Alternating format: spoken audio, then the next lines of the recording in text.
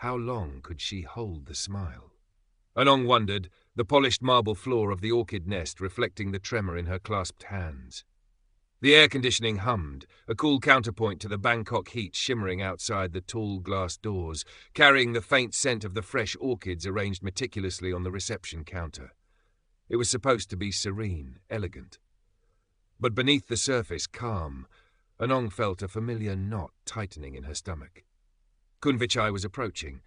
Her manager, Kun Vichai, moved with an air of ownership that went beyond his title. Early 50s, sharp suit impeccably tailored, sharp features scanning everything. His gaze landed on her, and the practiced smile Anong offered felt brittle, thin as glass. "Anong," he began, his voice smooth but lacking warmth. "Your smile seems a bit tired today, nah? Remember, our guests expect energy. Positive energy reflects well on the orchid nest." He paused, his eyes lingering just long enough to make her skin prickle, especially at the front desk. "Ka, Kun Vichai," she murmured, bowing her head slightly. Inside, a storm brewed. Tired? She'd been on her feet since dawn, handled a complex booking issue and calmed an irate guest whose flight was delayed. But saying any of that felt impossible. It would sound like complaining, like excuses. It would disrupt the smooth surface, the harmony he demanded. Krengjai, the deep-seated consideration for others' feelings, the avoidance of confrontation her upbringing had ingrained in her, held her tongue captive. She just needed to be better, quieter, more accommodating. He gave a curt nod, already turning away, his attention caught by a speck of dust on a nearby table. Anong released a breath she hadn't realized she was holding, her fingers automatically straightening the already perfect stack of brochures. This was her life here.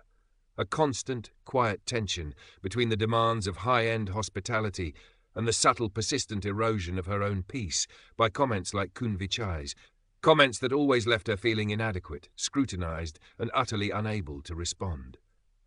The afternoon rush brought a wave of check-ins, a blur of passports, credit cards, and polite inquiries. Anong moved efficiently, her professional mask firmly in place. Then came the man with the loud voice and impatient eyes, demanding an immediate upgrade he hadn't booked. Anong explained the hotel's policy politely, checking the system for any possible last-minute availability. "What do you mean, fully booked?" he scoffed, his voice rising. "I saw rooms online. Is your English not good enough to understand upgrade?" He leaned closer, his gaze dismissive. "Or are you just incompetent?" Anong froze. The familiar heat rushed to her face. Incompetent. The word hung in the air, amplified by the sudden quiet from the queue behind him. Her mind raced, searching for the right words, the polite deflection, but found only a paralyzing blankness. Beside her, she sensed Kun Vichai's presence, his disapproval a palpable force even before he spoke. The guest, emboldened by her silence, continued his tirade. Anong felt trapped, exposed under the lobby's bright lights. Later, after the guest had been grudgingly appeased, by Kun Vichai offering a complimentary drink voucher delivered with a look that promised Anong a later reckoning, she was summoned to the back office. The small, windowless room felt even more oppressive under the flickering fluorescent light. "Anong," Kun Vichai began, steepling his fingers. He didn't mention the guest's appalling rudeness. "Your lack of composure was disappointing. The face of the orchid nest cannot crumble under pressure." He paused, his gaze sharp. "Perhaps you are too sensitive for this role. Women from Izan, they are usually tougher, no? Not so. Easily flustered."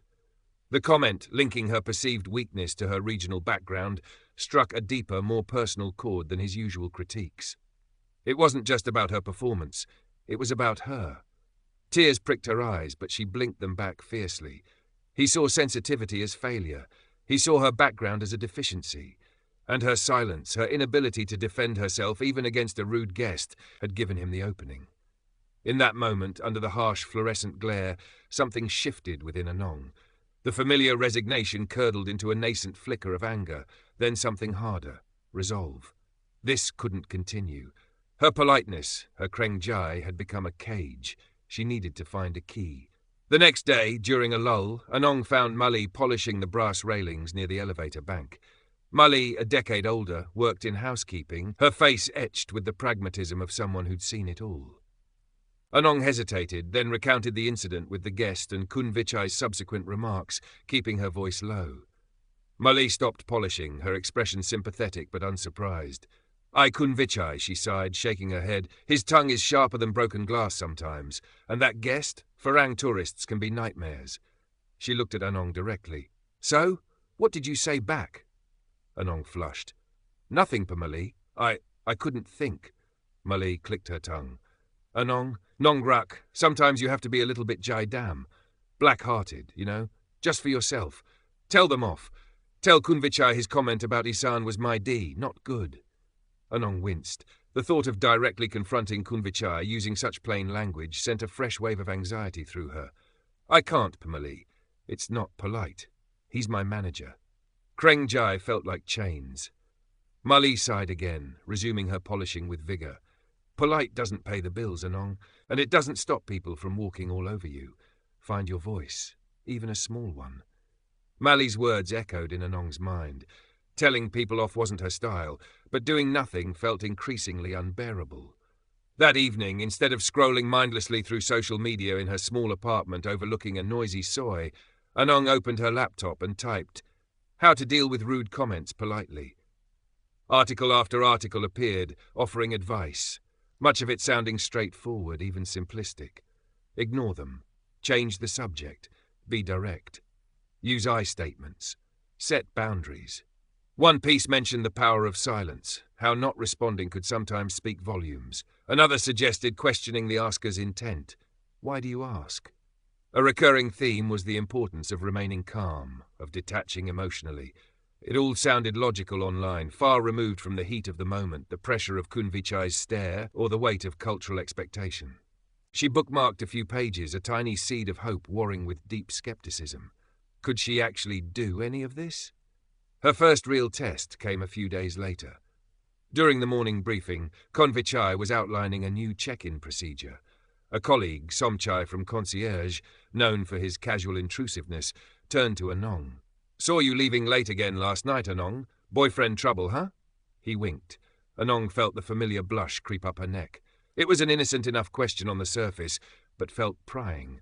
Her instinct was to laugh it off, murmur something vague. But Mali's words, the articles, she took a shallow breath. She would try silence. She simply looked at Somchai, held his gaze for a beat longer than comfortable, and then turned her attention back to Kunvichai, deliberately not acknowledging the question. Somchai's grin faltered. He shifted awkwardly. After a moment of uncomfortable silence, Kunvichai cleared his throat and continued the briefing. Later, Somchai avoided her gaze. It wasn't a confrontation, but it wasn't compliance either. Anong felt a tiny, surprising spark. It hadn't been so catastrophic. Emboldened, she decided to try something slightly more active. Kunvichai had a habit of making backhanded compliments. "Anong, this report is adequate," he said, handing back her weekly summary. Surprisingly thorough, considering. He let the sentence hang, the unspoken critique implied. Usually she would just murmur, "Ka Kunvichai," and escape. This time, remembering the advice about I statements and seeking clarity, she swallowed hard and forced herself to speak, keeping her voice as steady as possible. "Kunvichai, thank you. Could you clarify what you mean by considering? I want to ensure my future reports meet all expectations." He blinked, clearly surprised by the direct question. For a moment, he seemed lost for words. Just considering the usual rush," he mumbled, turning away quickly to shuffle other papers. "It's fine. Adequate." He hadn't praised her, but he hadn't finished his veiled insult either. He had been deflected. It was another small victory, but it felt bigger than the silence with Somchai. She hadn't crumbled.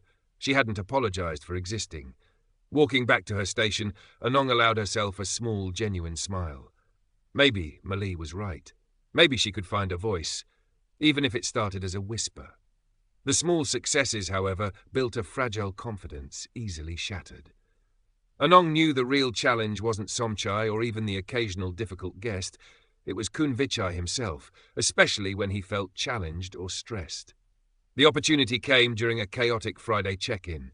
The system was slow, a large tour group was arriving, and Kunvichai was pacing behind the desk like a caged tiger. He noticed Anong spending a few extra minutes explaining local transport options to an elderly couple. "Anong," his voice cut through the lobby buzz. "Are we running a hotel or a tourist information centre? Speed and efficiency. Less chatting, more processing. He gestured impatiently. Is this concept too difficult? His tone was sharp, dismissive and public. Humiliation washed over Anong. This wasn't constructive feedback, it was belittling. Remembering the advice to be direct, a surge of indignation propelled her. Kunvichai, she began, her voice louder than intended, trembling slightly with emotion. That's inappropriate. I was assisting the guests as required. The moment the words left her mouth, she knew she'd made a mistake. Her tone wasn't calm or firm. It was defensive, almost accusatory. The lobby fell silent. The elderly couple looked startled. Kunvichai's eyes narrowed dangerously. He didn't raise his voice. Instead, he spoke with a chilling softness that was far more intimidating. Anong. My office. Now. The walk felt like miles. Inside the familiar confines of the back office, he didn't yell. He simply looked at her, a look of profound disappointment mixed with cold authority. Insubordination, Anong, he stated flatly. Publicly questioning your manager, raising your voice, this is grounds for a formal warning, perhaps even termination during your probationary review. He let the threat hang in the air. Is this how you intend to build your career? By being emotional and disrespectful? Anong stood frozen, shame and fear churning within her. She had tried to stand up for herself, but she'd done it wrong. She hadn't been calm or professional. She'd been reactive, emotional. She had given him all the ammunition he needed. The fragile confidence she'd started to build crumbled into dust.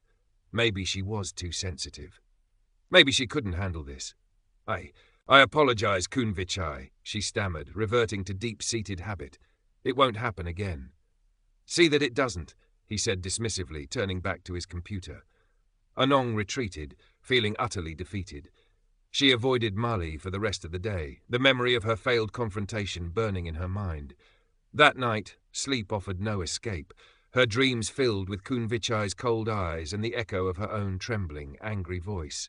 She hadn't just failed to set a boundary, she'd potentially jeopardized her job. The articles, the advice, they made it sound so easy. But real life, with power dynamics and the terrifying weight of Kreng Jai, was infinitely more complex. Assertiveness felt like a weapon she was too clumsy to wield without hurting herself. The following week was tense. Anong retreated into meticulous politeness, avoiding any interaction with Kunvichai beyond the absolutely necessary ka and Sawadika. He, in turn, largely ignored her, though she occasionally caught his calculating gaze. The failed confrontation had achieved the opposite of its intent. She felt smaller, more anxious than ever. One sweltering afternoon, seeking refuge during her break, she sat on a bench in Benjaseri Park, watching locals practice Tai Chi under the shade trees. The city's relentless energy felt distant here. Malay found her, offering a small container of sliced green mango with chili dip. You've been quiet, Malay observed, sitting beside her, like a ghost. Anong picked at the mango, the sour tang sharp on her tongue. She recounted the disastrous attempt at directness, the fear, the shame. I made it worse, Pamali. He threatened my job. Maybe it's better to just keep quiet. Mully listened patiently, dipping a mango slice thoughtfully. So you tried to shout back at a tiger and it roared louder? Not surprising. She paused. Anong, being strong isn't about shouting. Sometimes it's about standing still, speaking clearly, even when your knees are shaking. It's not about being Jai Dam all the time, but about choosing when to be firm. And how. She looked at Anong kindly. You didn't fail because you spoke up. You stumbled because you let anger speak instead of reason. Kunvichai pushed you, and you reacted. Next time, don't react. Respond. Mali's words resonated differently this time. It wasn't about being aggressive or abandoning politeness entirely. It was about control. Controlling her own emotional response, choosing her words carefully, focusing on the issue, not the emotion. It was about professionalism as a shield. How, Pamali? Anong asked quietly. How do you stay calm when someone is like that? Practice, Mali said simply. Practice breathing. Practice what you want to say in your head. Practice standing tall even when you feel small. And remember why you're doing it. Not to win, but to protect your own peace. Protect her own peace. The phrase stuck with Anong. It wasn't about changing Kunvichai. It was about changing how his behavior affected her. Slowly, tentatively, Anong started again. Not with grand confrontations, but with small internal shifts. When Kunvichai made a passive-aggressive comment, she practiced taking a silent, calming breath before responding politely but neutrally, refusing to engage with the underlying barb. When a guest was demanding, she focused on finding a solution, keeping her voice even and professional, detaching from their anger. She mentally rehearsed calm, factual responses to potential criticisms. It wasn't easy. The instinct to shrink back to apologize was deeply ingrained. But each time she managed to respond calmly instead of reacting emotionally, a tiny bit of the fear loosened its grip. She started noticing Kunvichai's patterns more objectively. His rudeness often flared when he himself was under pressure from higher management. Understanding this didn't excuse his behavior, but it made it feel less personal. A significant test came when Kunvichai tried to blame her for a booking error that had clearly originated from the Central Reservations Office, whose system had glitches. He called her into the office, his face thunderous. "This reflects terribly on your attention to detail, Anong." Instead of dissolving into apologies, Anong took a breath. "Kunvichai," she said, keeping her voice level and holding his gaze. "I understand your concern about the error's impact. However, the booking confirmation timestamp shows the issue originated before it reached our hotel system. I have already contacted Central Reservations to flag the system glitch and have moved the guest to a comparable room." She presented the facts calmly, focusing on the problem and the solution, not the blame. Kunvichai blinked, momentarily thrown off balance by her factual, non-defensive response. He grumbled something about needing to double-check everything himself, but didn't press the accusation further. He seemed slightly deflated. Anong walked out of the office, not feeling victorious, but feeling steady. She hadn't let him derail her. She had responded, not reacted. The final, unavoidable confrontation arrived during Songkran week, the hotel pulsating with festive chaos. A system crash had caused a major overbooking issue, leaving several families, exhausted and expecting rooms, stranded in the lobby. Tempers were fraying. Anong was at the center of the storm, trying to manage the situation, coordinate with other departments, and placate increasingly irate guests. Kunvichai appeared, his face a mask of fury, clearly feeling the pressure. Seeing Anong calmly speaking to a distressed family, he strode over. "Anong!" he snapped, his voice cutting through the din, loud enough for everyone nearby to hear. Still overwhelmed by simple problems. Maybe city life is too much for you after all. Some people just aren't suited for this pressure. He gestured dismissively, referencing not only her background again, but implicitly her past failures, her perceived sensitivity. It was a deliberate, public undermining designed to shift blame and assert dominance. A wave of heat washed over Anong. The old panic surged. She could feel eyes on her. Guests, colleagues, Malay standing worriedly by the concierge desk. Her hands tightened on the counter, but this time something else rose alongside the fear. The echo of Malay's advice, the memory of her small successes, the quiet determination she'd nurtured. Protect her own peace. Respond. Don't react. She took a slow, deliberate breath, grounding herself amidst the chaos. She turned to face Kunvichai, meeting his furious gaze directly. Her voice, when she spoke, was quiet but incredibly clear, cutting through the surrounding noise with its calm precision. "Kunvichai," she said, her tone utterly professional. "That comment is unprofessional and unhelpful right now." She held his gaze unflinchingly. "Our priority must be to find solutions for these guests.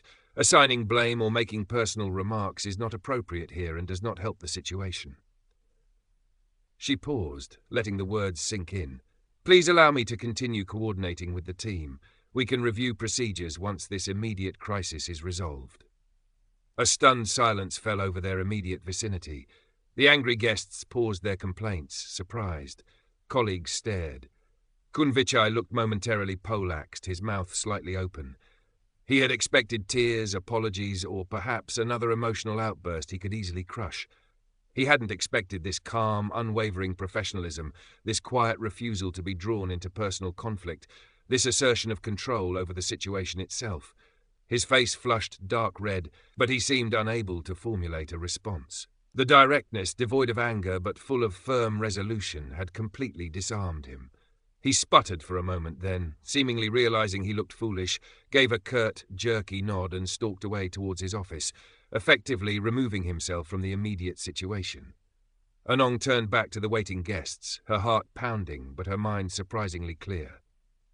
"Thank you for your patience," she continued, her voice steady. "We are arranging accommodation at our sister hotel nearby, and transport will be provided." She focused entirely on the task at hand, managing the crisis with newfound efficiency born of inner calm. The rest of the evening was exhausting, but Anong moved through it with a sense of quiet competence she hadn't known before. The overbooking crisis was eventually managed, albeit with difficulty. Kun Vichai remained sequestered in his office. In the days that followed, things subtly changed. Kun Vichai didn't apologize, Anong hadn't expected him to, but the personal digs stopped. His interactions became brusquer, more task-focused, but devoid of the undermining edge. He treated her with a grudging, almost wary professional respect. He still demanded high standards, but he criticized her work, not her person.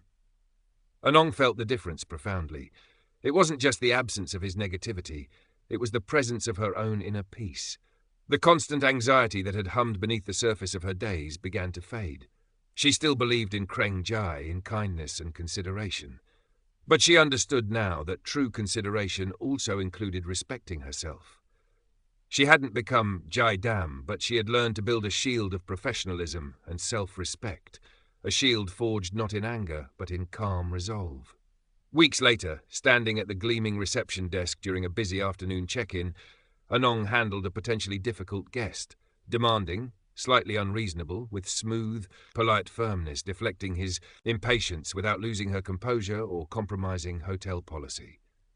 Weeks later, standing at the gleaming reception desk during a busy afternoon check-in, Anong handled a potentially difficult guest, demanding slightly unreasonable with smooth, polite firmness, deflecting his As the guest finally walked away, mollified, Anong caught Mali's eye across the lobby. Mali gave her a small, knowing smile and a subtle nod.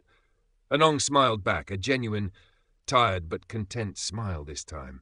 The orchids on the counter seemed brighter, their scents sweeter. The Bangkok bustle outside the window was just city life, no longer a reflection of her inner turmoil. She was still Anong, polite and diligent, but now she stood taller, her voice her own.